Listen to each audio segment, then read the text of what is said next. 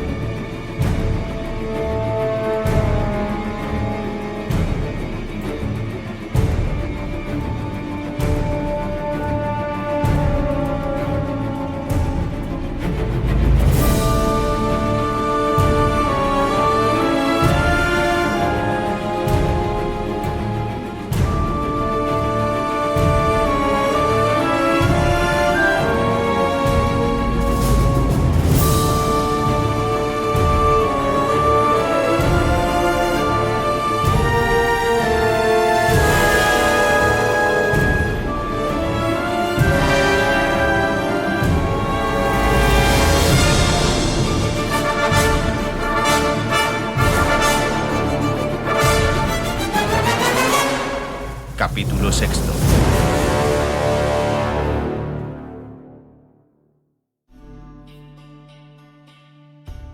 Grande enigma es que el unicornio, aunque mucho espantadizo y temeroso de las gentes, si encuentra tal doncella que todavía no haya tenido trato carnal con varón alguno, se le arrima, osado y sin ningún temor, dobla la testa y sobre el regazo de ella la sienta. Dícese que en tiempos pasados y remotos había doncellas que de aquello un verdadero proceder hicieron. Quedábanse largos años sin casamiento y practicando la castidad para servir a los cazadores como reclamo de unicornios. Pronto, sin embargo, se supo que el unicornio se allega solo a las mozas jóvenes, que a las viejas las tiene por nada. Siendo bestia sabia, el unicornio entiende sin falta que el perdurar en exceso en estado virginal es cosa sospechosa y contraria a la naturaleza. Physiologus.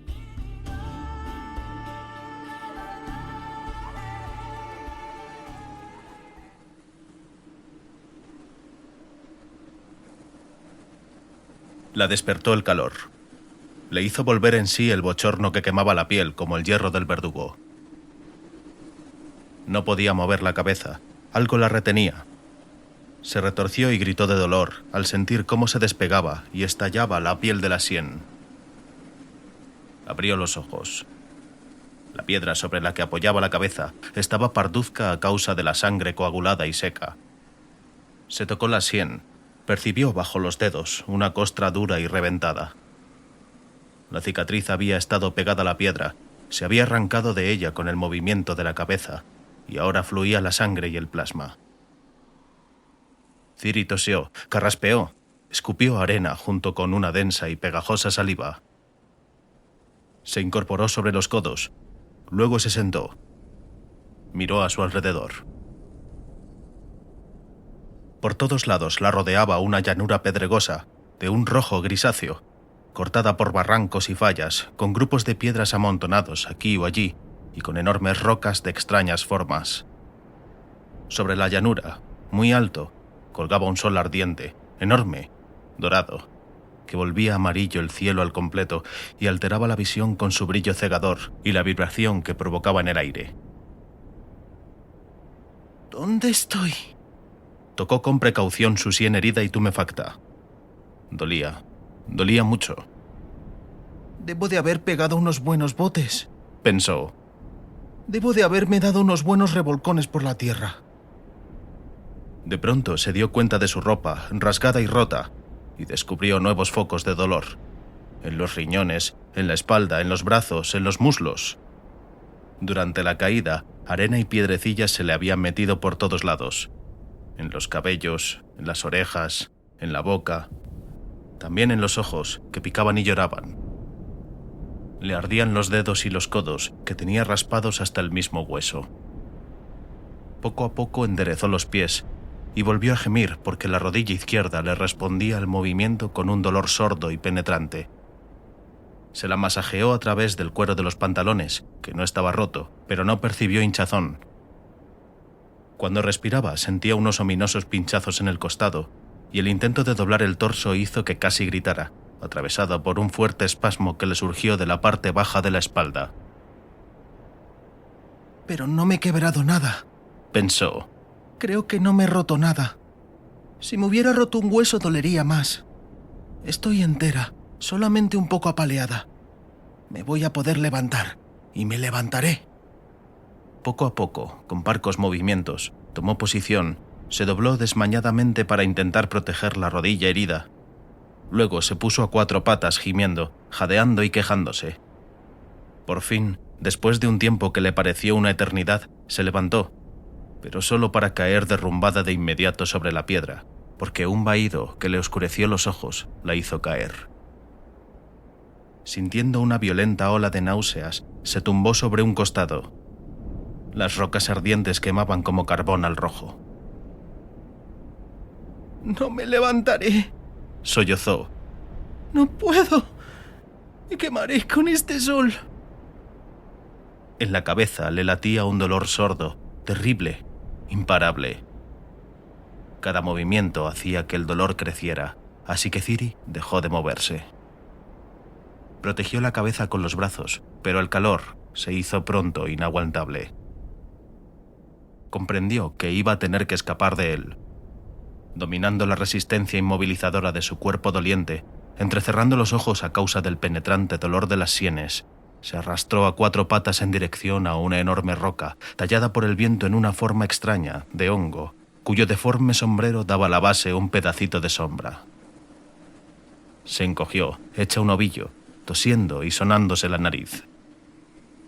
Estuvo largo rato allí, hasta que el sol que vagabundeaba por el cielo la alcanzó de nuevo, con un fuego que bajaba directamente desde arriba. Se desplazó al otro lado de la roca, solo para darse cuenta de que no servía de nada. El sol estaba en el cenit. El hongo de piedra prácticamente no daba ya sombra. Apretó la mano contra las sienes que le estallaban de dolor.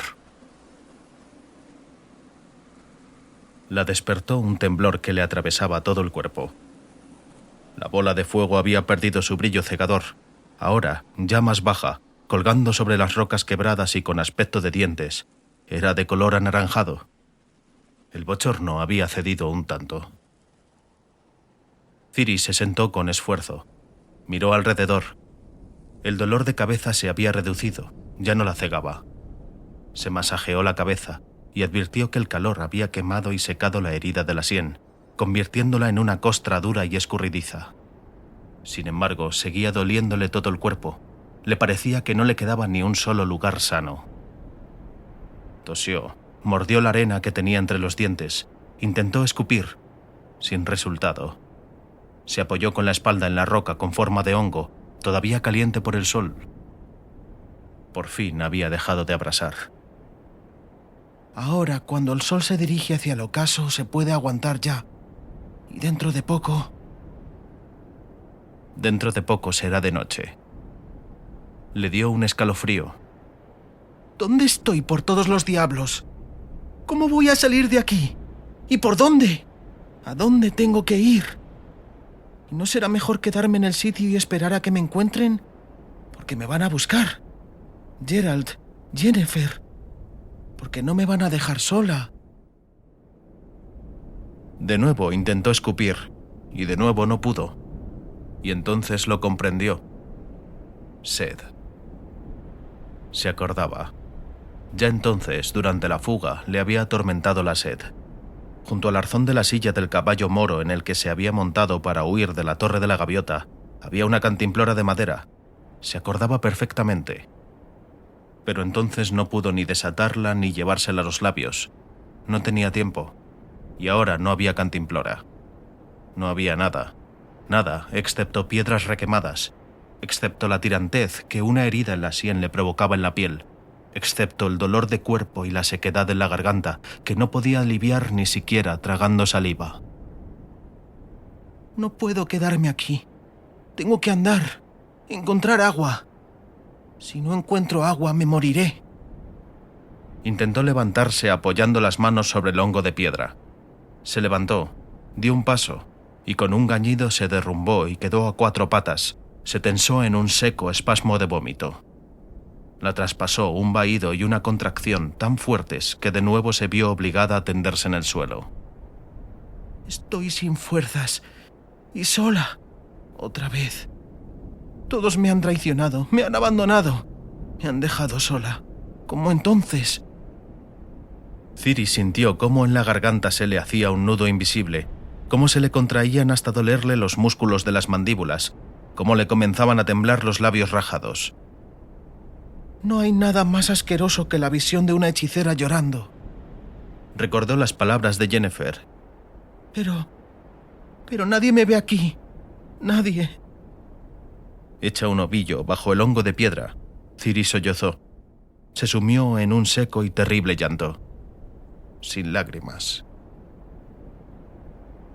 Cuando alzó los párpados hinchados, que se resistían a moverse, se dio cuenta de que el calor había cedido todavía más y el cielo no hacía mucho amarillo, tomaba su natural color cobalto, incluso extrañamente salpicado de finas tiras de blancas nubes. El escudo del sol había enrojecido, iba bajando más, pero todavía derramaba sobre el desierto sus olas de calor pulsante. O puede que el calor surgiera de las piedras recalentadas. Se sentó, constatando que el dolor en el cráneo y en el cuerpo golpeado había cesado de molestar, que en aquel momento no era nada en comparación con el absorbente sufrimiento que iba creciendo en su estómago y con el terrible escozor que la obligaba a toser de su garganta reseca. No hay que rendirse, pensó. No puedo rendirme, como en Kaer Morhen. Hay que levantarse, hay que vencer, combatir, ahogar dentro de uno el dolor y la debilidad. Hay que levantarse y andar. Ahora por lo menos conozco la dirección. Allí donde está el sol es el oeste. Tengo que andar. Tengo que encontrar agua y algo de comer. Tengo que hacerlo. De lo contrario me moriré. Esto es un desierto. Volé hasta un desierto. Aquello en lo que entré en la Torre de la Gaviota era un portal mágico, una herramienta hechiceril con la que se puede trasladar uno a largas distancias. El portal de Tor Lara era un portal extraño. Cuando llegó al último piso no había nada allí, ni siquiera ventana, solo unas puertas desnudas y cubiertas de hongos, y al otro lado de la puerta ardía un óvalo regular dentro de un resplandor opalescente. Dudó, pero el portal la atraía, la ataba, incluso le rogaba. Y no había otra salida, solo aquel óvalo brillante. Cerró los ojos y entró en su interior. Y luego hubo una claridad cegadora y un torbellino rabioso, una explosión que quitaba el aliento y quebraba las costillas. Recordaba un vuelo entre silencio, frío y vacío. Luego de nuevo un relámpago y el aullido del aire. En lo alto había azul celeste, abajo una grisura borrosa. La arrojó en vuelo, del mismo modo que el águila pescadora deja caer en el aire un pez demasiado pesado para ella. Cuando golpeó contra la piedra, perdió el sentido. No sabía durante cuánto tiempo. Había leído en el santuario acerca de los portales, recordó mientras se quitaba la arena de los cabellos. En los libros había menciones a telepuertos deformados o caóticos, que conducían a no se sabe dónde y arrojaban no se sabía a qué lugar. Seguramente el portal de la Torre de la Gaviota era uno de ellos. Me arrojó al confín del mundo. Nadie sabe a dónde. Nadie me va a buscar aquí, ni me va a encontrar. Si me quedo aquí, me moriré. Se levantó. Movilizando todas sus fuerzas, apoyándose en las rocas, dio un primer paso. Luego un segundo. Luego un tercero. Aquellos primeros pasos le hicieron darse cuenta de que las hebillas de su bota derecha estaban rotas y la caña que caía constantemente le impedía andar. Se sentó, esta vez por voluntad propia, sin ser obligada. Repasó su vestimenta y haberes. Al concentrarse en esta actividad, olvidaba su cansancio y dolor. La primera cosa que descubrió fue su estilete. Lo había olvidado. La vaina se le había deslizado hacia atrás. En el cinturón, junto al estilete, como siempre, había un pequeño saquete. Un regalo de Yennefer. contenía todo lo que una dama siempre debe llevar consigo. Ciri desató el nudo. Por desgracia, el equipamiento estándar de una dama no reflejaba la situación en la que se encontraba en aquel momento. El saquete contenía un peinecito de carey, un cuchillito lima de uñas universal, un tampón de tela de lino envuelto y empaquetado y un tarrito de jade lleno de crema para las manos. Ciri, de inmediato, comenzó a echar crema sobre su cara y sus labios abrasados, y también de inmediato lamió ávida el ungüento de sus labios. No se lo pensó mucho. Lamió todo el tarrito, deleitándose con la grasa y el pedacito de tranquilizadora humedad. La manzanilla, el ámbar y el alcanfor que habían sido usados para aromatizar la crema tenían un sabor asqueroso, pero actuaron como estimulantes. Ató la caña de la bota rota con una tira que arrancó de la manga, se levantó, dio unos cuantos pisotones para probar. Desenvolvió el tampón, hizo de él una amplia banda que protegía la vapuleada sien y la frente quemada por el sol. Se levantó, arregló su cinturón, se llevó el estilete más cerca de su cadera derecha, lo tomó de la vaina automáticamente y comprobó la hoja con el pulgar. Estaba afilado, lo sabía. «Tengo un arma», pensó. «Soy una bruja. No voy a morir aquí. En lo que respecta al hambre aguantaré. En el santuario de Melitele a veces había que ayunar hasta 2 días. ¿Y agua? Tengo que encontrar agua. Voy a andar hasta que la encuentre. Este maldito desierto tiene que acabarse en algún lugar. Si se tratara de un desierto muy grande lo sabría. Lo hubiera advertido en los mapas que vi junto con Yarre.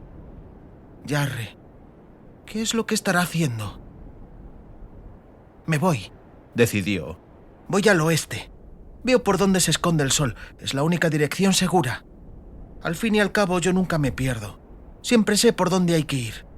Si hace falta andaré toda la noche. Soy una bruja. En cuanto me vuelvan las fuerzas correré como en la senda. Entonces llegaré pronto al confín de este desierto. Aguantaré. Debo aguantar. ¡Ja! Seguro que Geralt ha estado más de una vez en desiertos como este. ¿Quién sabe si no ha estado en otros incluso peores? Me voy». El paisaje no varió durante la primera hora de marcha. A su alrededor no había nada todo el tiempo, solo piedras de color rojo grisáceo, afiladas, que se entremetían bajo las piernas, obligando a tener precaución. Escasos arbustos, secos y espinosos, extendían hacia ella sus vástagos retorcidos desde las grietas. Cuando encontró el primer arbusto, Ciri se detuvo pensando que le sería posible hallar hojas o ramas jóvenes que podría chupar y masticar. Pero el arbusto no tenía nada más que espinas que le herían los dedos. No servía ni siquiera para sacar de él un bastón. El segundo y el tercer arbusto que cruzó eran exactamente iguales. Los siguientes los despreció.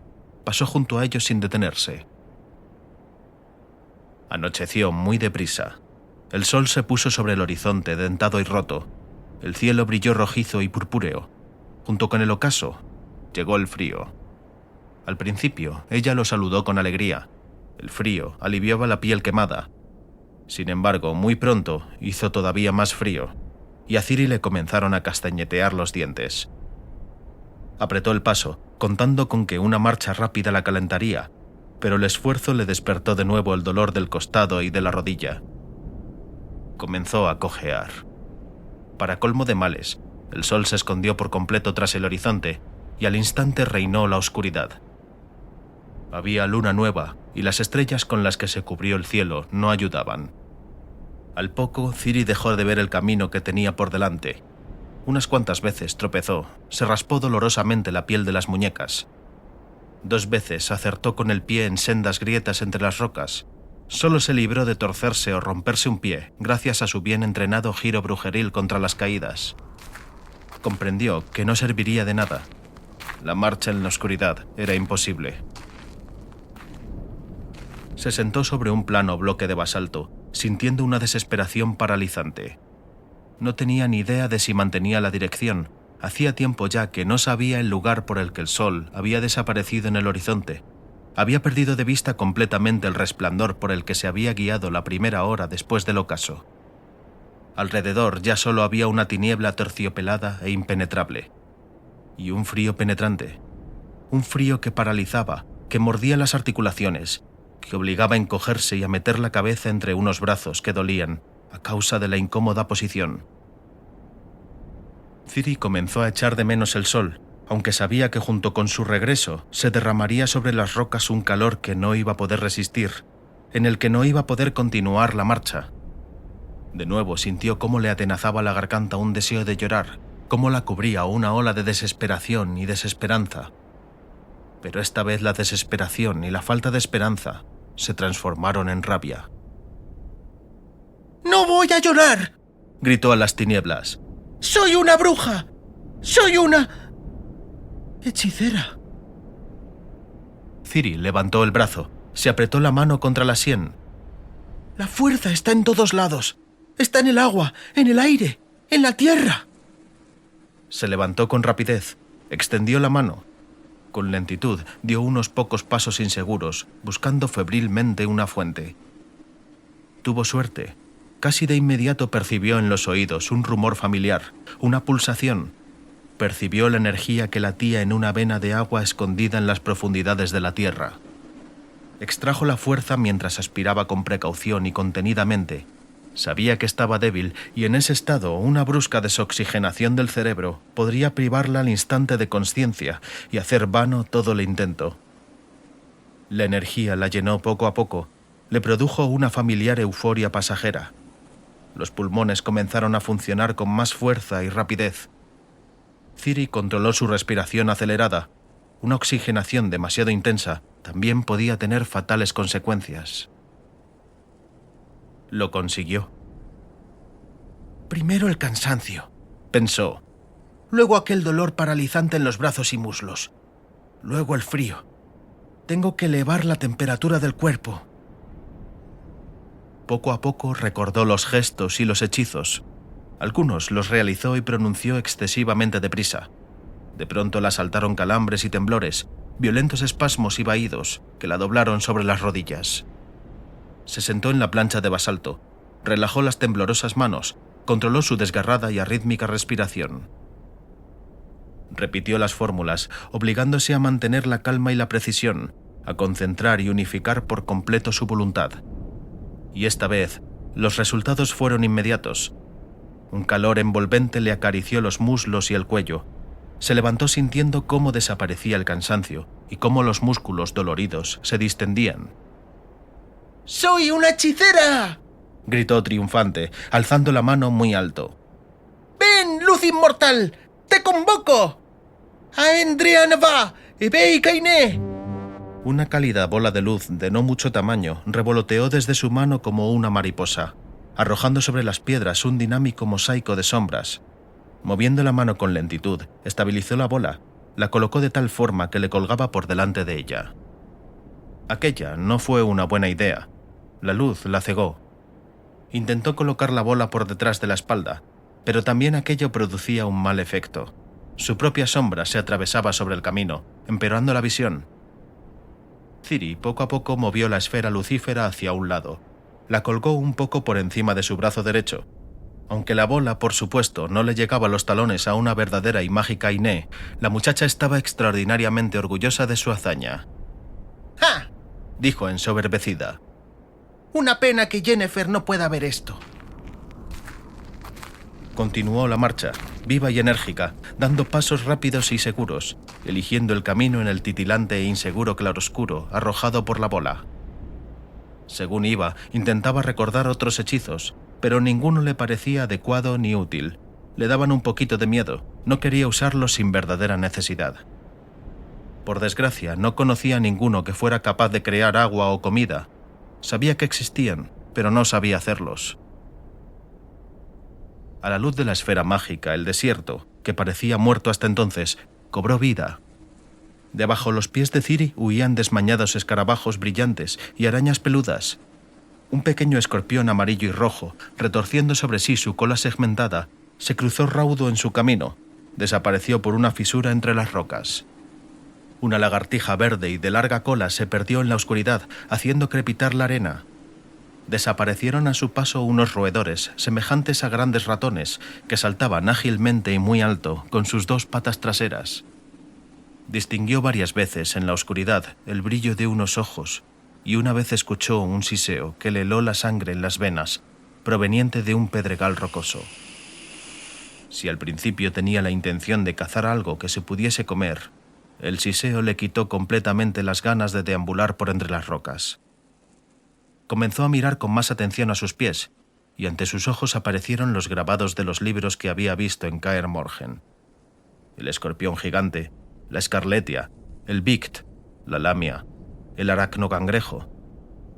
Monstruos que viven en los desiertos. Siguió andando, mirando temerosa a su alrededor y manteniendo alerta los oídos, mientras apretaba en su mano sudorosa la empuñadura del estilete. Unas cuantas horas después, la bola luminosa se debilitó. El círculo de luz emanado por ella se empequeñeció, se oscureció, se hizo borroso. Ciri, concentrándose con esfuerzo, pronunció de nuevo el hechizo. La bola ardió durante unos segundos con un brillo más claro, pero de inmediato se oscureció y se empequeñeció de nuevo. El esfuerzo venció a Ciri. Tropezó. Manchas rojas y negras le bailaron ante los ojos.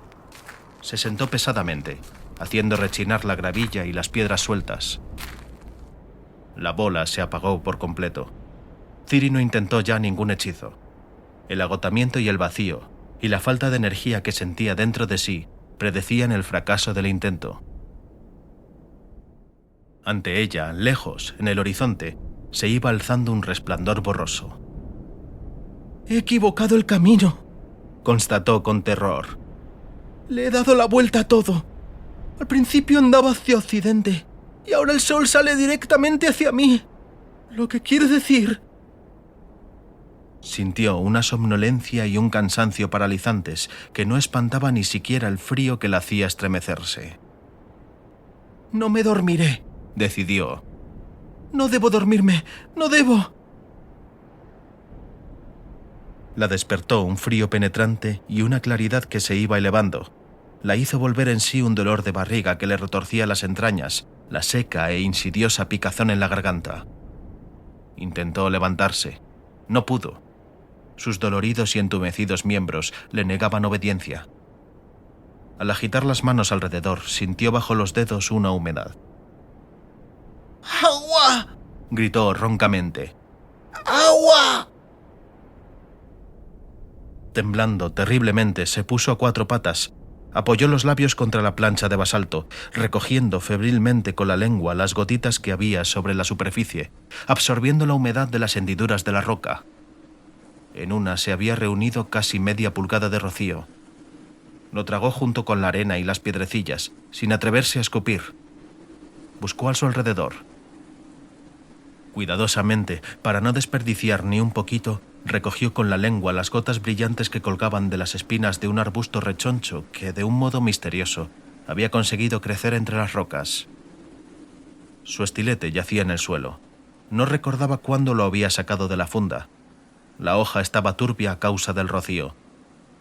Escrupulosamente y con mucho cuidado, lamió el frío metal. Dominando el dolor que entumecía su cuerpo, se movió hacia adelante a cuatro patas, persiguiendo la humedad sobre otras piedras.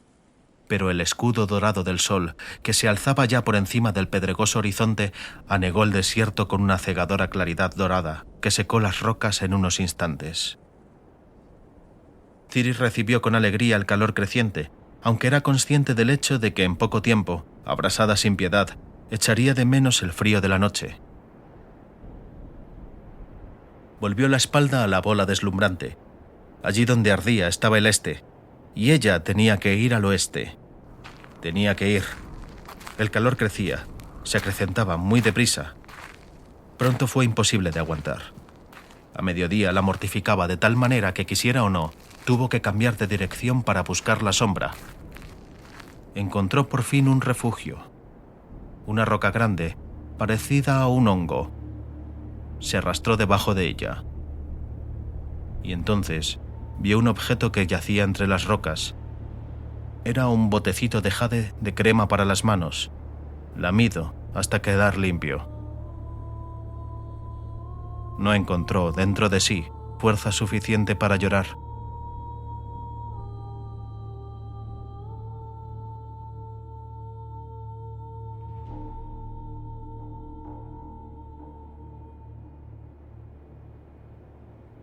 El hambre y la sed superaron a su cansancio y resignación. Tropezándose, emprendió la marcha. El sol quemaba. Lejos, en el horizonte, detrás de una ondulante cortina de calor, vio algo que solo podía ser una cordillera montañosa. Una cordillera montañosa muy lejana. Cuando cayó la noche, extrajo fuerza con un gigantesco esfuerzo, pero solo consiguió crear una bola mágica después de varios intentos, y esto le agotó tanto que no pudo seguir adelante. Perdió toda la energía. Pese a los muchos intentos, no consiguió hacer los hechizos de calentamiento y relajación. La luz hechizada le daba coraje y elevaba el espíritu, pero el frío la aniquiló. El frío penetrante y atenazador la hizo estremecerse hasta el alba. Temblaba, esperando impaciente la salida del sol. Sacó el estilete de su funda, lo colocó con cautela sobre una piedra para que el metal se cubriera de rocío.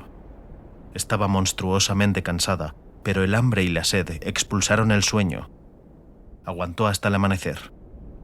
Todavía estaba oscuro cuando comenzó a lamer, ávida, el rocío de la hoja. Cuando alboreó, se echó de inmediato a cuatro patas para buscar la humedad en ranuras y fisuras. Escuchó un siseo. Una gran lagartija coloreada estaba sentada en un bloque rocoso cercano y abría hacia ella unas fauces desdentadas, desplegaba una imponente cresta, se hinchaba y golpeaba la piedra con su cola. Delante de la lagartija se veía una pequeñísima fisura llena de agua. Al principio, Ciri retrocedió asustada, pero de inmediato la acometió una desesperación y una rabia salvajes. Agitando a su alrededor sus manos temblorosas, agarró un anguloso pedazo de roca. ¡Esa es mi agua!, gritó. ¡Mía! Lanzó la piedra. Falló. La lagartija saltó sobre sus patas de largas garras y desapareció ágilmente en el laberinto de rocas. Ciri se tiró sobre la piedra, absorbió los restos de agua de la fisura, y entonces lo vio. Detrás de la piedra, en un nido redondo, había 7 huevos que salían en parte de la arena rojiza. La muchacha no se lo pensó ni un instante. Se acercó al nido de rodillas, agarró uno de los huevos y clavó en él los dientes. La cáscara coriácea estalló y se le quedó en las manos. Una masa viscosa le fluyó hasta las mangas. Ciri sorbió el huevo, se chupó los dedos. Tragaba con esfuerzo y no sentía sabor alguno. Sorbió todos los huevos y se quedó a 4 patas, pegajosa, sucia, llena de arena, con el gluten colgándole de los dientes, arañando febrilmente la tierra y emitiendo sonidos sollozantes, inhumanos. Se quedó quieta. Enderézate, princesa.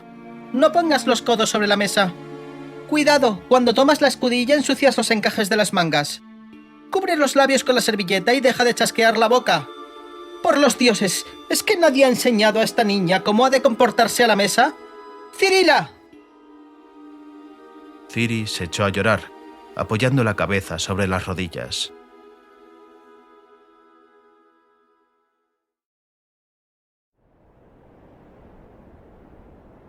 Aguantó hasta el mediodía.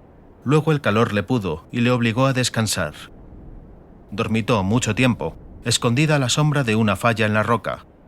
La sombra no refrescaba, pero era mejor que el ardiente sol. La sed y el hambre expulsaron el sueño.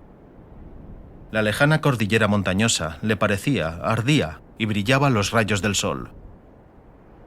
En la cumbre de aquellas montañas, pensaba, puede haber nieve, puede haber hielo, puede haber arroyos. Tengo que llegar hasta allí. Tengo que llegar rápidamente. Anduvo casi toda la noche. Decidió guiarse por las estrellas. Todo el cielo estaba lleno de estrellas. Ciri lamentó no haber prestado atención en las lecciones y no haber querido estudiar los atlas del cielo que había en la biblioteca del santuario.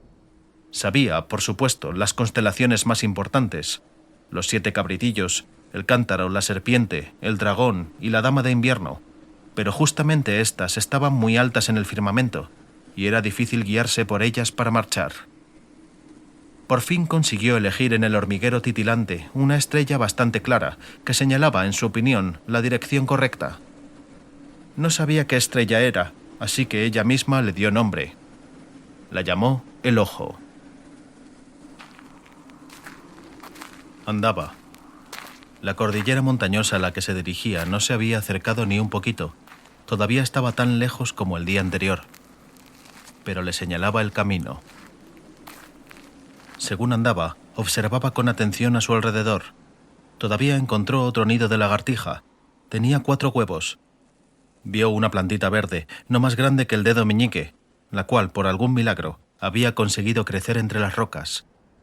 Descubrió un gran escarabajo marrón y una araña de finas patas. Se lo comió todo. A mediodía vomitó lo que había comido, luego se desmayó. Cuando volvió en sí, buscó un poco de sombra. Se tumbó, hecho un ovillo, apretando con las manos la dolorida barriga. Continuó la marcha al ocaso, rígida, como un autómata. Cayó varias veces, se levantó, siguió andando. Andaba. Tenía que andar. Tarde, descanso, noche. El Ojo muestra el camino. Marcha hasta el completo agotamiento, que llegó mucho antes de la salida del sol. Descanso. Un sueño ligero. Hambre, frío, inexistencia de fuentes mágicas, fracaso al crear luz y calor, sed solo amortiguada con el rocío lamido al albor de la hoja del estilete y de la piedra. Cuando salió el sol, se durmió en el calor creciente. La despertó el ardiente bochorno. Se levantó. Seguir andando. Se desmayó al cabo de menos de 1 hora de marcha. Cuando recuperó el sentido, el sol estaba ya en su cenit. Abrasaba. No tenía fuerzas para buscar la sombra. No tenía fuerzas para levantarse, pero se levantó. Anduvo, no se rindió, durante casi todo el día siguiente y parte de la noche. De nuevo pasó durmiendo la hora de mayor bochorno, hecha un ovillo, bajo una roca inclinada clavada en la arena. El sueño fue ligero, la atormentó. Soñó con agua, agua que se podía beber. Una cascada grande, blanca, rodeada por la neblina y el arco iris. Un arroyuelo cantarín, un pequeño manantial en el bosque, oscurecido por los helechos sumergidos en el agua. La fuente de mármol de un palacio, que huele a humedad. Un pozo cubierto de musgo y el cubo que deja caer agua. Gotas que se deslizan de un carámbano de hielo. Agua. Agua fría y vivificante, que hace doler los dientes, pero que tiene un sabor tan maravilloso e irrepetible. Se despertó, se incorporó con los 2 pies y comenzó a andar en la dirección de la que había venido. Volvía, tropezándose y cayendo. Tenía que volver. Al andar, había dejado atrás el agua. No se había detenido. Había dejado atrás un arroyo que gorgoteaba entre las piedras. ¿Cómo podía haber sido tan tonta? Recuperó el dominio de sí misma. El calor cedía, se acercaba la tarde. El sol señalaba al oeste. Las montañas. El sol no podía, no tenía derecho a estar a sus espaldas. Ciri expulsó los delirios, contuvo el llanto, se dio la vuelta y siguió andando. Anduvo toda la noche, pero muy despacio. No llegó lejos. Dormitaba mientras andaba. Soñaba con agua. El sol del amanecer la encontró sentada sobre un bloque de piedra, mirando la hoja de su estilete y sus muñecas desnudas. Porque la sangre es líquida. Se puede beber. Expulsó los delirios y las pesadillas. Lamió el estilete cubierto de rocío y siguió la marcha. Se desmayó. Volvió en sí, quemada por el sol y las ardientes piedras. Ante ella, detrás de la cortina desgarrada por el calor, veía la desgarrada, dentada cordillera montañosa. Cerca, bastante más cerca. Pero ya no tenía fuerzas. Se sentó. El estilete en sus manos reflejaba el sol, ardía, estaba afilado. Lo sabía. ¿Para qué te torturas? Le preguntó serio el estilete, con la voz tranquila y pedante de la hechicera llamada Tisaye de Bries. ¿Por qué te condenas al sufrimiento? Termina por fin con esto. No, no me rendiré. No lo aguantarás. ¿Sabes cómo se muere de sed? En cualquier momento te volverás loca y entonces será ya demasiado tarde. Entonces no sabrás ya cómo terminar. No, no me rendiré. ¡Aguantaré! Guardó el estilete en la vaina. Se levantó, tropezó, cayó. Se levantó, tropezó. Continuó la marcha. Por encima, muy alto, en el cielo amarillo, vio un buitre. Cuando volvió a recuperar el sentido, no se acordaba de en qué momento había caído. No recordaba cuánto tiempo había estado tendida. Miró hacia arriba. Otros 2 buitres se habían unido al que giraba alrededor de ella. No tenía suficiente fuerza como para levantarse. Comprendió que esto era ya el final. Lo aceptó con tranquilidad, incluso con alivio. Algo la tocó. Algo la tocó, ligero y cauteloso, en el brazo. Después de un largo periodo de soledad, en que tan solo la habían rodeado piedras muertas e inmóviles, el contacto provocó que, pese a su agotamiento, se alzara bruscamente, o al menos lo intentara. Lo que la había tocado chilló y retrocedió, haciendo un fuerte ruido de cascos. Ciri se sentó con esfuerzo, limpiándose con las falanges las legañas que le cubrían el rabillo del ojo. Me he vuelto loca, pensó. A unos pocos pasos delante de ella había un caballo. Pestañeó. No era una alucinación. Era un caballo de verdad. Un caballito joven, casi un potrillo. Recobró el dominio de sí. Se lamió los labios rotos y carraspeó sin darse cuenta. El caballo retrocedió y correteó, haciendo chirriar la gravilla con sus cascos. Se movía de forma muy extraña y su capa era también atípica, ni bayo ni gris, pero puede que tan solo pareciera así porque estaba de espaldas al sol. El caballejo bufó y dio unos cuantos pasos hacia ella. Ahora lo veía mejor, tanto que además de la capa, que era en verdad atípica, percibía otras extrañas anomalías en su cuerpo. Una cabeza pequeña, la extraordinaria esbeltez de su cuello, las oscuras cuartillas, la larga y copiosa cola. El caballo se detuvo y la miró, volviendo la testa de perfil. Ciri lanzó un sordo suspiro. De la frente abombada del caballejo salía un cuerno de al menos 2 cuartas de largo. Lo más imposible de los imposibles, pensó Ciri, recuperando la conciencia, recogiendo sus pensamientos. Pero si los unicornios ya no existen sobre este mundo, si se han extinguido. Incluso en los libros brujeriles de Kaer Morhen ya no hay unicornios. Solo leí sobre ellos en el libro de los mitos, en el santuario. Ah, y en el Physiologus que repasé en el banco del señor Giancardi, había una ilustración que presentaba al unicornio. Pero el unicornio del grabado recordaba más a una cabra que a un caballo. Tenía las cuartillas peludas y barba de chivo. Y su cuerno era, creo, de unos 2 codos. Le asombró que recordara tan bien acontecimientos que habían tenido lugar hacía cientos de años. Su cabeza giraba de improviso, sus entrañas se retorcían de dolor. Gimió y se hizo un ovillo. El unicornio bufó y dio un paso hacia ella. Se detuvo, alzó muy alta la cabeza. Ciri recordó de pronto lo que los libros decían acerca de los unicornios. «Puedes acercarte sin temor», dijo con la voz ronca mientras intentaba sentarse. «Puedes, porque yo soy...» El unicornio bufó, retrocedió y se alejó al galope, agitando vivamente la cola. Pero al cabo de un momento se detuvo, meneó la cabeza, arañó la tierra con el casco y relinchó con fuerza. «¡No es verdad!», gritó Ciri sollozante. «Jarre solo me dio un beso, y eso no cuenta. ¡Vuelve!». El esfuerzo le oscureció la vista, cayó inerte sobre la piedra. Cuando por fin consiguió alzar la cabeza, El unicornio ya estaba otra vez cerca. La miró inquisitivamente, inclinó la cabeza y bufó bajito. «No tengas miedo», susurró. «No debes porque yo estoy muriéndome».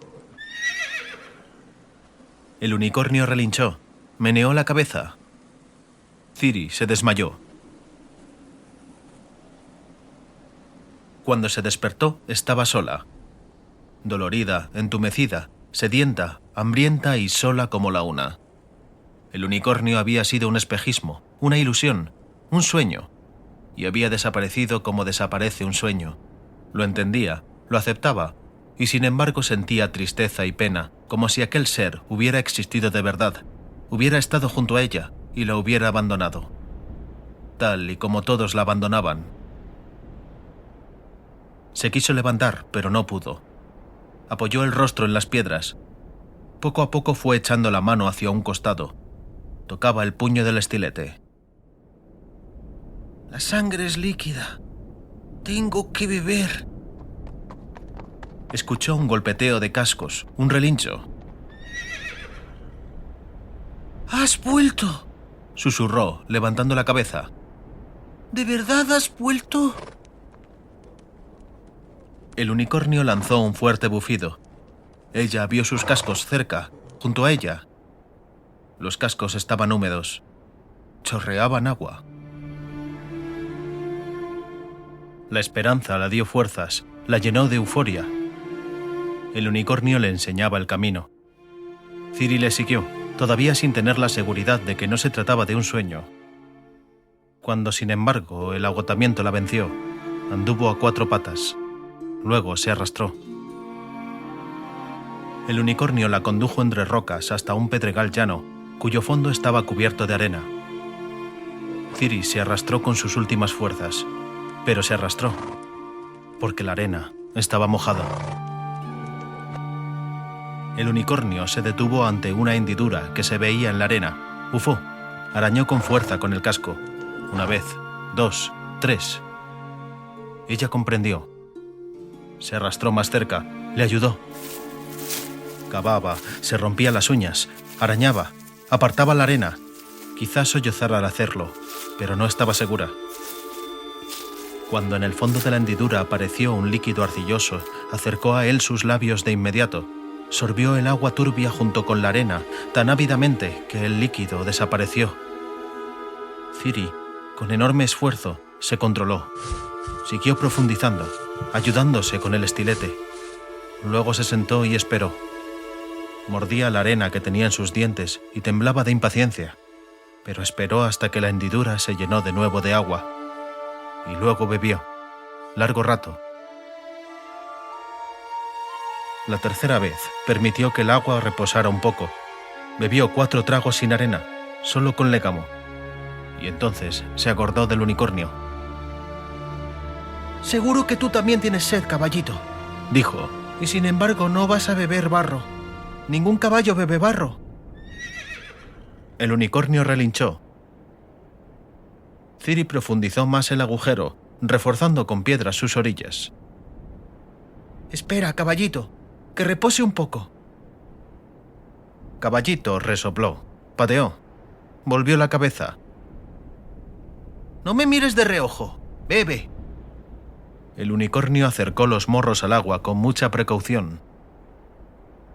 «Bebe, caballito. No es un sueño, es agua de verdad».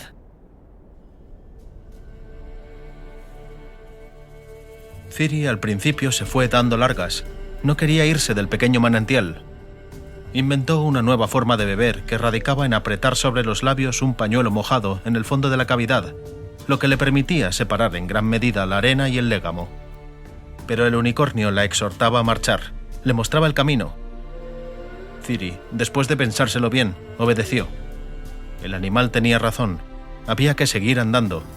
Andar en dirección a las montañas, salir del desierto. Se fue tras el unicornio, mirando a su alrededor y anotando bien en su memoria la situación del manantial.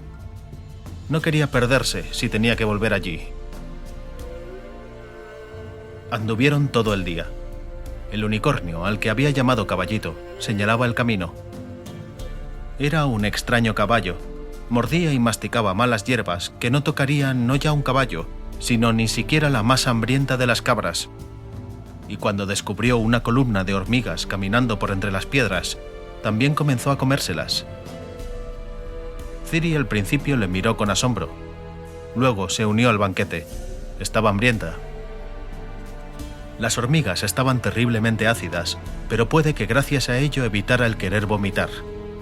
Aparte de ello, había muchas hormigas y se podían ejercitar un poco las entumecidas mandíbulas. El unicornio se comía los insectos enteros. Ella se conformaba con las entrañas, escupiendo los duros fragmentos de coraza quitinosa. Siguieron andando. El unicornio miró unas manchas de amarillentos cardos y se los comió con gusto. Esta vez, Ciri no se unió a él, pero cuando Caballito encontró en la arena unos huevos de lagartija, ella comió y él se quedó mirando. Siguieron andando. Ciri vio otras manchas de cardos, se lo señaló a Caballito. Algún tiempo después, Caballito le llamó la atención sobre un gran escorpión negro con una cola de al menos 1/4 y media de largo. Ciri aplastó con el pie la guarrería aquella. Viendo que no se dignaba a comer el escorpión, el unicornio se lo comió él mismo, y poco después le señaló a Ciri otro nido de lagartija. Se trataba, por lo visto, de una colaboración totalmente provechosa. Seguían andando. La cordillera montañosa estaba cada vez más cerca. Cuando cayó la noche profunda, el unicornio se detuvo. Se durmió de pie. Ciri, que conocía los caballos, intentó al principio obligarlo a tumbarse. Podía intentar dormir sobre él y aprovecharse de su calor. No sirvió de nada. Caballito la miró de reojo y se alejó, manteniendo constante la distancia. No se comportaba en absoluto de la forma clásica descrita en los libros de ciencia. Se notaba que no tenía la más mínima intención de colocar la cabeza en su regazo. Ciri estaba llena de duda. No excluía que los libros mintieran en lo referente a los unicornios y las vírgenes, pero también había otra posibilidad. El unicornio era a todas luces un potrillo de unicornio. Puede que, como bestia joven, no tuviera ni puñetera idea de lo que era una virgen. Desechó la posibilidad de que Caballito fuera capaz de percibir y de tomar en serio aquellos extraños sueños que ella había soñado alguna vez. ¿Quién podía tomar en serio los sueños? El unicornio la decepcionó un poco. Llevaban andando 2 días y 2 noches y no había encontrado agua, aunque la había buscado. Unas cuantas veces se había detenido, meneó la cabeza, agitó el cuerno, luego trotó, atravesó las grutas rocosas, arañó con las pezuñas en la arena. Encontró hormigas, encontró huevos y larvas de hormiga, encontró nidos de lagartija, encontró una serpiente de colores a la que pisoteó hábilmente, pero no encontró agua. Ciri se dio cuenta de que el unicornio daba rodeos, no mantenía una línea recta en su marcha. Tuvo la fundada sospecha de que el ser no vivía en el desierto, de que simplemente se había perdido. Lo mismo que ella. Las hormigas, que comenzaron a encontrar en abundancia, contenían una humedad ácida, pero Ciri comenzó a pensar cada vez más seriamente en regresar al manantial. Si seguían adelante y no encontraban agua, podía resultar que no tuvieran fuerzas para volver. El calor seguía siendo terrible. La marcha les agotaba. Tenía ya intenciones de comenzar a explicarle esto a Caballito, cuando de pronto, este dio un agudo relincho, agitó la cola y galopó hacia abajo, entre rocas puntiagudas. Ciri le siguió deprisa mientras comía hormigas. Un espacio muy grande entre rocas estaba cubierto de una capa de arena y en su centro se veía claramente una hendidura. ¡Ah! Se alegró Ciri. Eres un caballito muy listo, Caballito. Otra vez has encontrado un manantial. Allá abajo tiene que haber agua. El unicornio bufó agudamente. Trotó alrededor de la hendidura. Ciri se acercó. La hendidura era grande. Tenía como mínimo 20 pies de diámetro. Era un círculo preciso y regular. Recordaba a un cráter tan perfecto como si alguien hubiera apretado contra la arena un huevo gigantesco. Ciri comprendió de pronto que una forma tan regular no podía haberse producido por sí misma. Pero era ya demasiado tarde. Algo se movió en el fondo del cráter y una violenta tormenta de arena y gravilla golpeó el rostro de Ciri. Retrocedió, cayó y se dio cuenta de que iba hacia abajo. La fuente de gravilla que le había golpeado no solo le acertaba a ella, sino que acertaba también a los bordes del cráter, y el borde se deshacía en olas que se derramaban hacia el fondo. Gritó, agitó los brazos como un nadador, intentando sin éxito encontrar asiento para sus pies. Inmediatamente se dio cuenta de que los movimientos bruscos solamente empeoraban la situación, puesto que aceleraban el que la arena se viniera abajo. Se puso de espaldas, clavó los tacones y separó mucho los brazos. La arena del fondo se movía y ondulaba. Vio que surgían de allí unas pinzas de color bronce, de más de media braza, terminadas en ganchos. Gritó de nuevo, esta vez significativamente más fuerte. La tormenta de gravilla dejó de pronto de dirigirse hacia ella. Golpeó al lado contrario del cráter. El unicornio estaba apoyado solo en las patas traseras, relinchando como un demonio. El borde de la hendidura se hundía bajo sus pies. Intentó escapar de la arena pegajosa, pero fue en vano. Se hundió en ella todavía más y cada vez se deslizó más en dirección al fondo. Las horribles pinzas chasquearon bruscamente. El unicornio relinchó desesperado, agitándose, golpeando impotente con los cascos delanteros la arena que se desmoronaba. Tenía las patas traseras aprisionadas por completo. Cuando llegó al mismo fondo del cráter, le atraparon las tenazas horribles del monstruo escondido en la arena. Al escuchar un salvaje chillido de dolor, Ciri gritó rabiosa y se lanzó hacia abajo, al tiempo que sacaba el estilete de su vaina. Cuando se encontraba en el fondo, comprendió que había cometido un error. El monstruo estaba profundamente oculto. La hoja del estilete no le alcanzaría a través de la capa de arena. Para colmo de males, el unicornio, sujeto por las monstruosas pinzas que le arrastraban hacia la trampa de arena, se volvía loco del dolor, chillaba, golpeaba a ciegas con sus patas delanteras, lo que amenazaba con romperle a ella un hueso. Los bailes y las artes brujeriles no servían allí de nada, pero existía un hechizo bastante simple.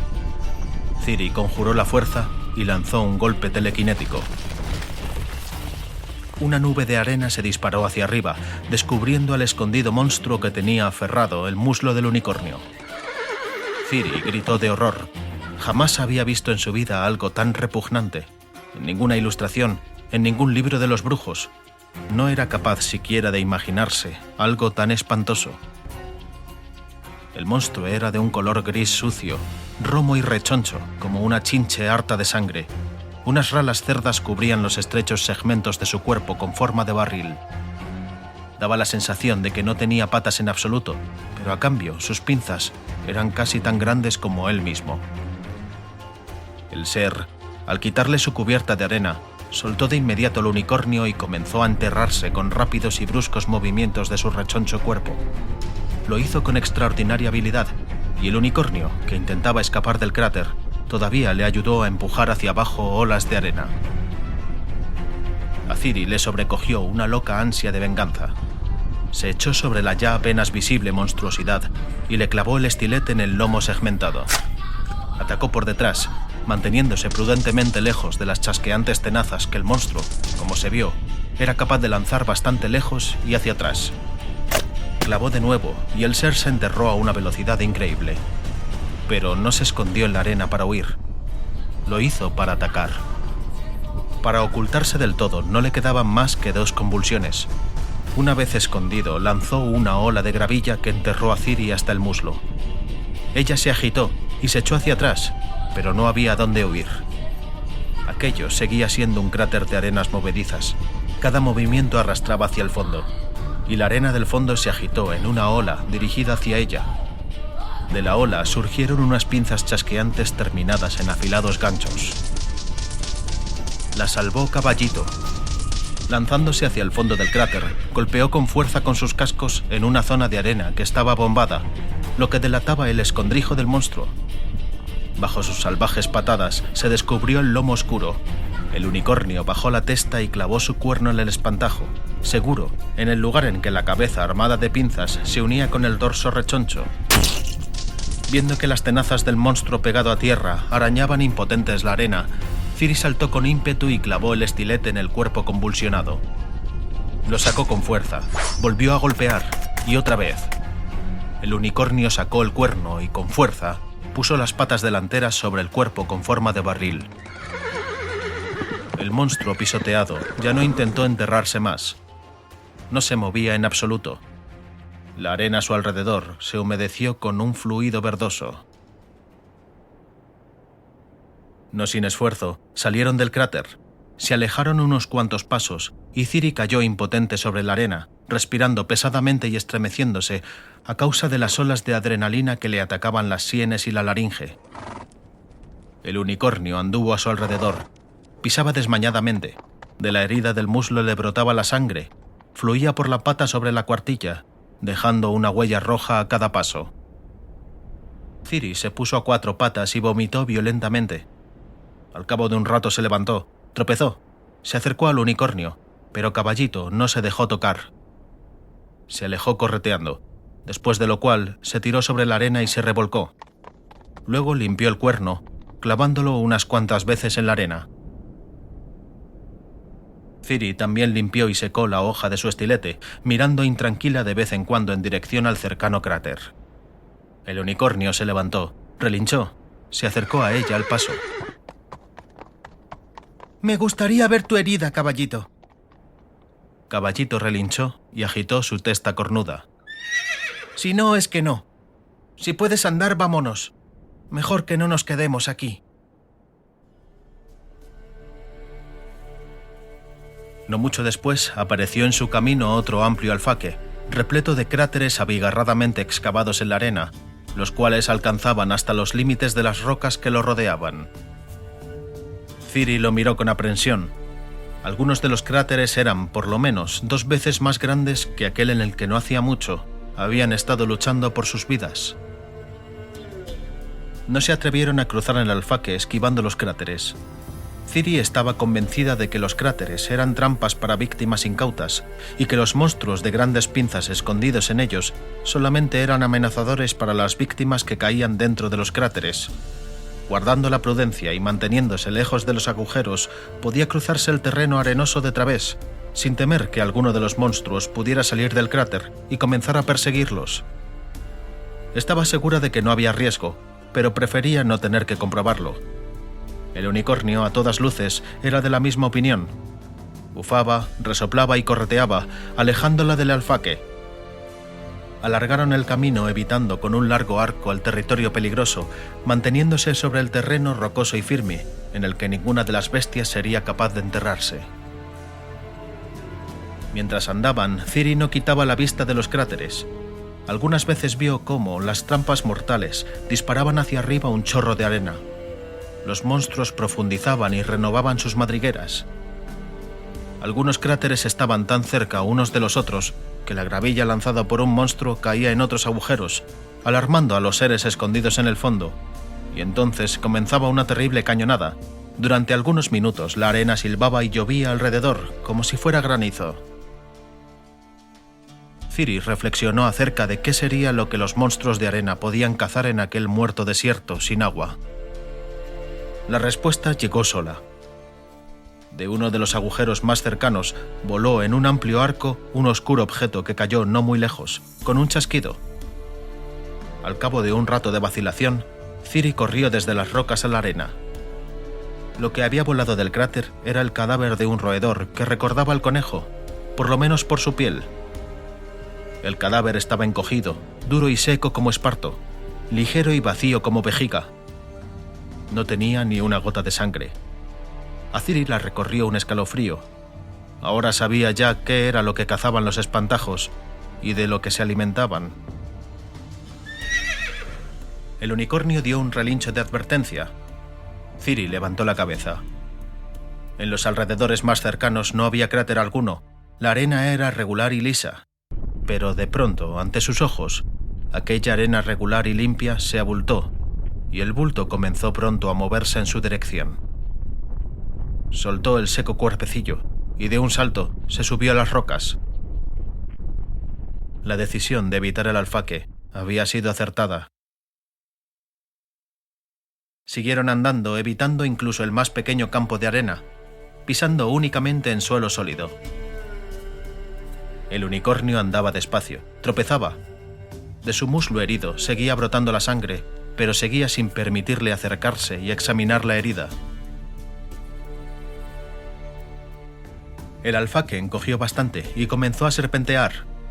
A las arenas finas y movedizas comenzó a suceder una gruesa gravilla y luego cantos rodados. Ya hacía mucho que no se veían cráteres, así que decidieron andar por la senda señalada por el banco de arena. Ciri, aunque de nuevo torturada por la sed y el hambre, comenzó a moverse más deprisa. Había esperanza. El alfaque pedregoso no era un alfaque. Era el lecho de un río que corría en dirección a las montañas. En el río no había agua, pero el río conducía hasta las fuentes, demasiado débiles y demasiado poco productivas como para llenar de agua el lecho, pero seguramente suficientes para beber. Anduvo con rapidez, pero luego tuvo que ir más despacio, porque el unicornio iba más despacio. Trotaba con visible esfuerzo, tropezaba, se le enredaban las patas, ponía los cascos de lado. Cuando llegó la noche se tumbó.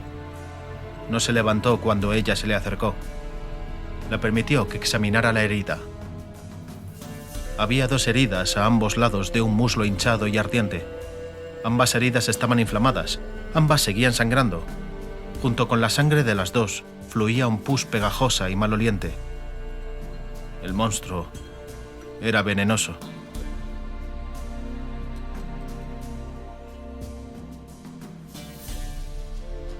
Al día siguiente estaba todavía peor. El unicornio apenas podía andar. Por las tardes se tumbó sobre unas rocas y no quiso levantarse. Cuando Ciri se arrodilló ante él, señaló con el cuerno y un bufido su muslo herido. Relinchó. En aquel relincho había dolor. El pus fluía ahora con más fuerza. El hedor era repugnante. Ciri sacó el estilete. El unicornio lanzó un agudo balido. Intentó levantarse. Cayó con las ancas sobre la piedra. No sé qué tengo que hacer, sollozó Ciri, mirando la hoja. De verdad que no lo sé. Seguro que hay que cortar la herida, extraer el pus y el veneno. Pero yo no sé. Puedo causarte todavía un perjuicio mayor. El unicornio intentó levantar la testa. Relinchó. Ciri se sentó en las piedras, sujetando la cabeza con las manos. No me han enseñado a curar, dijo con amargura. Me enseñaron a matar, diciendo que de esa forma podría salvar vidas. Era una gran mentira, caballito. Me mintieron.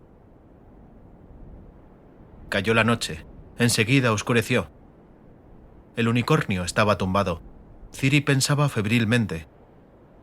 Recolectó cardos y hierbas de las que crecían en abundancia a las orillas del río seco, pero Caballito no quiso comerlas. Colocó la cabeza sobre unas piedras. No intentó ya levantarla. Solo pestañeaba. En su morro apareció espuma. «No puedo ayudarte, caballito», dijo con la voz ahogada. «No tengo nada, excepto la magia. Soy una hechicera». Se levantó, extendió la mano. Y nada. Necesitaba mucha energía mágica y no había ni gota. No se esperaba esto. Estaba sorprendida. «Pues si las venas acuáticas están por todas partes». Dio unos pasos en una dirección, luego unos más en otra. Comenzó a andar en círculo. Retrocedió. Nada.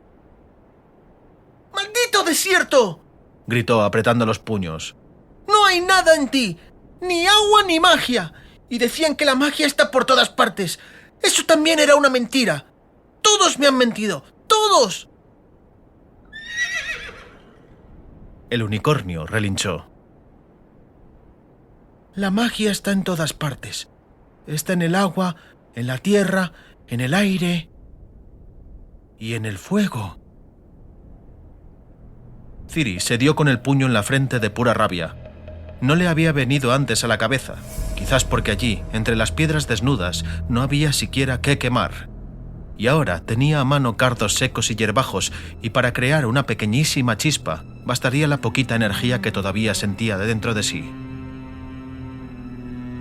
Recogió más palitos, los puso en un montón, los cubrió de cardos secos. Alzó la mano con precaución.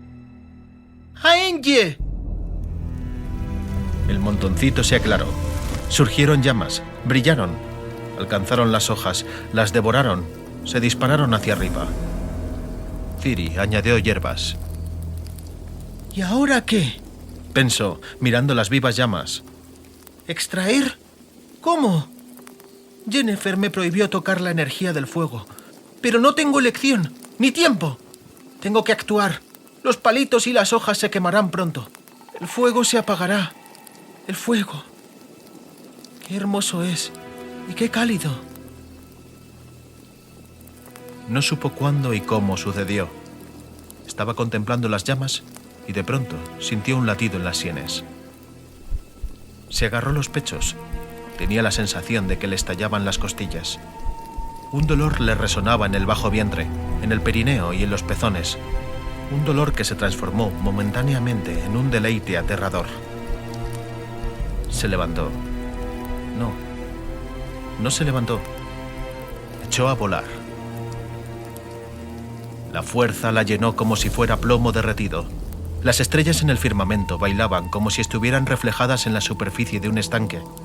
El ojo, ardiendo en el oeste, se rompió en una explosión de claridad. Tomó aquella claridad y junto con ella, la fuerza. ¡Hael! ¡Aengie! El unicornio relinchó salvajemente e intentó levantarse, apoyándose en las patas delanteras. El brazo de Ciri se alzó por sí mismo, la mano se dispuso por sí misma en un gesto mágico. Los labios por sí mismos gritaron el encantamiento. De los dedos surgió una claridad resplandeciente y ondulante. Las llamas de la hoguera bramaban. Las ondas de luz que surgían de su mano tocaron el muslo herido del unicornio, se concentraron, desaparecieron. ¡Quiero que sanes! ¡Lo quiero! ¡Besael Aengie! La fuerza explotó en su interior, la llenó de una euforia salvaje. El fuego se disparó hacia arriba, a su alrededor, se hizo más claro. El unicornio levantó la cabeza, relinchó. Luego, de pronto, se levantó muy deprisa. Dio unos cuantos pasos, extendió el cuello. Se tocó el muslo con el morro, roncó y bufó, como con incredulidad. Lanzó un relincho alto y penetrante, coceó, meneó el rabo y se alejó del fuego al galope. ¡Te he curado! Gritó Ciri con orgullo. ¡Te he curado! ¡Soy una hechicera! ¡Conseguí sacar fuerza del fuego! ¡Tengo esa fuerza! ¡Lo puedo todo! Se dio la vuelta. La hoguera bramaba, arrojaba chispas a su alrededor. Ya no tenemos que buscar un manantial. Ya no tendremos que beber barro removido. Ahora tengo fuerza. Siento la fuerza que hay en el fuego. Haré que llueva en este maldito desierto. Que el agua brote de las rocas. Que crezcan aquí flores, hierba, berzas. Yo puedo todo ahora. ¡Todo! Alzó las manos abruptamente, gritando hechizos y aullando invocaciones. No las entendía. No recordaba cuándo las había aprendido, o si siquiera lo había hecho. Esto no tenía importancia. Sentía la fuerza, sentía el poder, ardía con el fuego. Era fuego. Temblaba a causa de la potencia que la atravesaba. El cielo nocturno fue atravesado de pronto por cintas de relámpagos. Entre las rocas y los cardos aulló el viento. El unicornio relinchó penetrantemente y se encabritó. El fuego estalló hacia arriba, explotó. Los palitos y los tallos recogidos se habían consumido hacía ya tiempo. Ahora ardía la misma roca. Pero Ciri no prestaba atención a esto. Sentía la fuerza. Solo veía el fuego. Solo escuchaba el fuego. Lo puedes todo. Susurraban las llamas. Posees nuestra fuerza. Lo puedes todo. El mundo está a tus pies. Eres grande. Eres poderosa. Entre las llamas una figura. Una mujer joven y alta, de cabellos largos y lisos, negros como ala de cuervo. La mujer se ríe salvaje, cruel. El fuego estalla a su alrededor. Eres poderosa. Aquellos que te hicieron daño no sabían con quién se las tenían. ¡Véngate! ¡Hazles pagar! ¡Hazles pagar a todos ellos!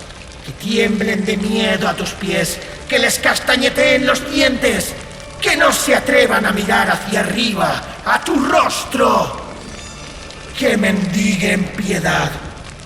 Pero tú no has de conocer la piedad. Hazles pagar a todos y por todo. ¡Venganza! A la espalda de la morena, fuego y humo. En el humo, filas de cadalsos, filas de palos, horcas y tablados, montañas de cadáveres. Estos eran los cadáveres de los nilfgaardianos, de aquellos que conquistaron y aniquilaron Cintra, los que asesinaron al rey Eist y a su abuela Calante, aquellos que mataban a la gente en las calles de la ciudad. En una horca se balancea el caballero de la armadura negra. La soga chirría. Alrededor del ahorcado se arremolinan los cuervos, que intentan sacarle los ojos a través de las ranuras de su yelmo alado. Más horcas que alcanzan hasta el horizonte. En ellas cuelgan unos Scoia'tael, aquellos que mataron a Paul Hidalberg en Kaedwen, y aquellos que la persiguieron en la isla de Thanedd.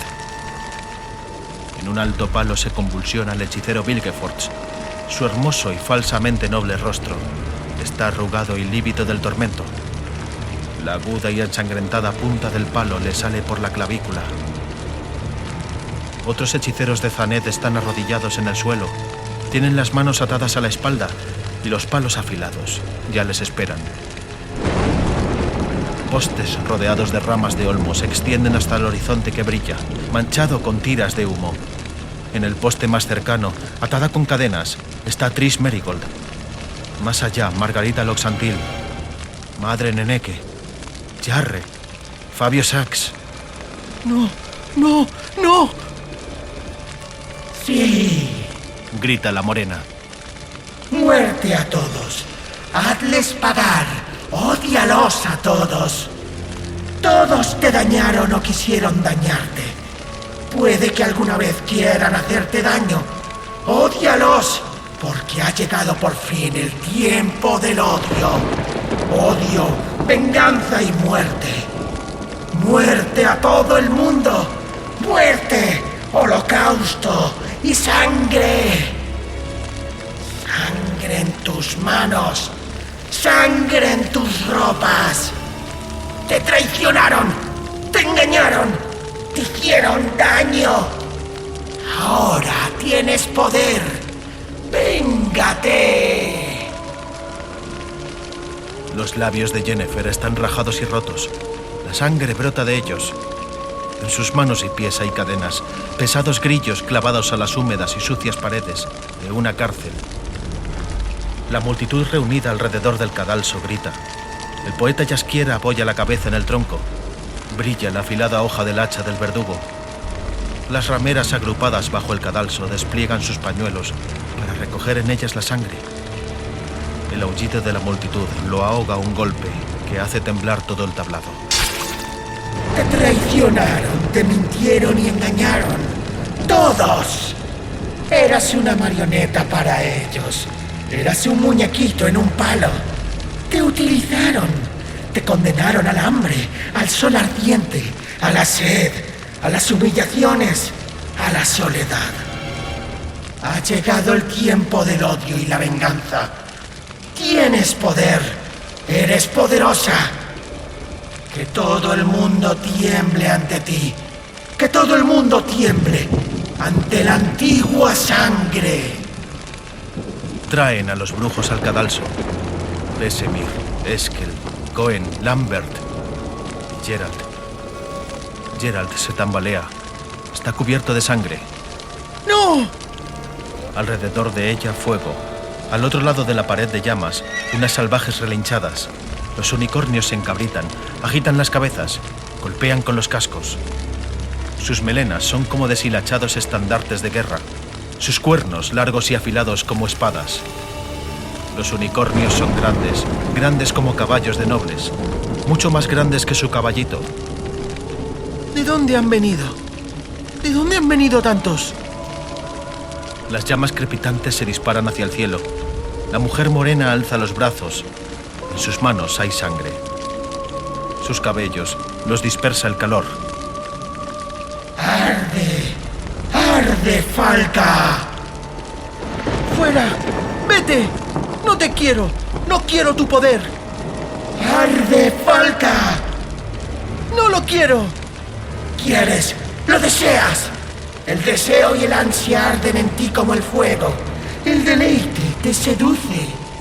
Este es el poder. Esta es la fuerza. Esta es la potencia. El más deleitoso de los deleites del mundo. Relámpago, trueno, viento. El golpeteo de los cascos y los relinchos enloquecidos de los unicornios alrededor del fuego. ¡No quiero ese poder! ¡No quiero! ¡Lo rechazo! No supo si fue el fuego el que se apagó o sus ojos los que se oscurecieron. Cayó mientras sentía en el rostro las primeras gotas de lluvia. Hay que quitarle la existencia al ser. No se puede permitir que exista. El ser es peligroso. Confirmación. Negación. El ser no convocó la fuerza para sí. Lo hizo para salvar a Ihuarraquax. El ser compadece. Gracias al ser, Ihuarraquax está de nuevo ante nosotros. Pero el ser tiene fuerza. Si quisiera utilizarla, no va a poder utilizarla, nunca. La rechazó. Rechazó la fuerza completamente. La fuerza se fue. Es muy extraño. Nunca entenderemos a los seres. Y no hay que entenderlos. Quitémosle la existencia al ser, antes de que sea demasiado tarde. Confirmación. Negación. Vámonos de aquí. Dejemos al ser. Dejémoslo a su destino.